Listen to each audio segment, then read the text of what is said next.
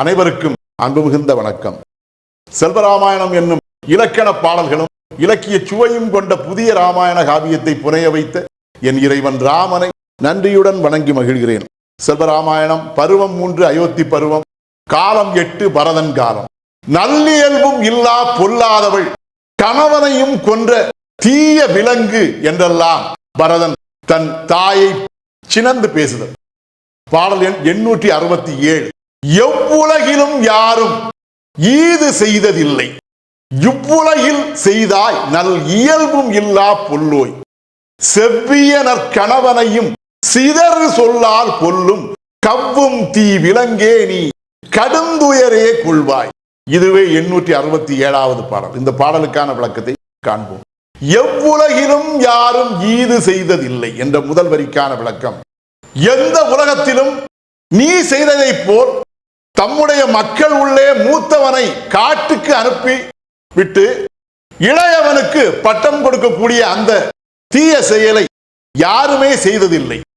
இவ்வுலகில் செய்தாய் நல் இயல்பும் இல்லா பொல்லோய்.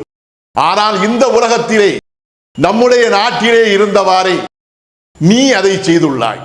ஏனென்றால் நீ நல்ல இயல்புகள் எதுவும் இல்லாத பொல்லாத குணத்தை கொண்டிருந்ததால் இவ்வாறு செய்துள்ளாய்.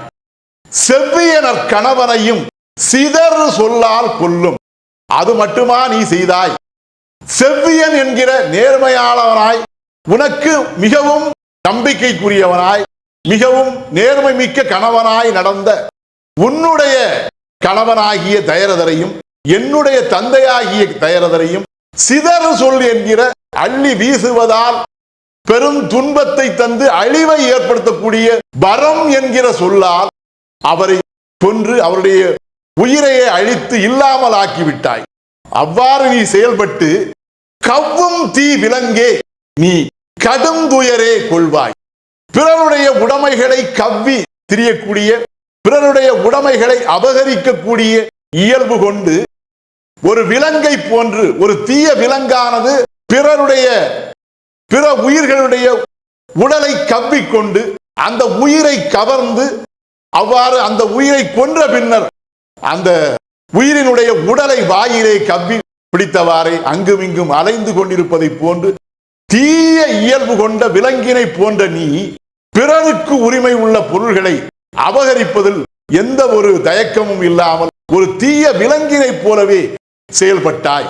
அவ்வாறு தீய விலங்கினை போன்றே செயல்பட்ட நீ பெருந்துயரத்தையே அடைவாய் என்று பரதன் கூறினார். இதுவே 867வது பாடலுக்கான விளக்கம். செல்வராமாயணத்தின் 868வது பாடல் மற்றும் அதன் விளக்கம் ஆகியவற்றை அடுத்த பகுதியில் காண்போம். இறையருளால் அடியேன் இயற்றிய நல்லதோர் இலக்கியத்தையே செல்வராமாயண காவியமாக உங்கள் முன் தொடர்ந்து வழங்கி வருகிறேன். உங்கள் அன்பையும் ஆதரவையும் தொடர்ந்து தந்து இந்த புதிய ராமாயண காவியத்தை அனைவரிடத்திலும் கொண்டு சேர்க்குமாறு உங்களை அன்போடு கேட்டுக்கொள்கிறேன். அனைவருக்கும் நன்றி, வணக்கம்.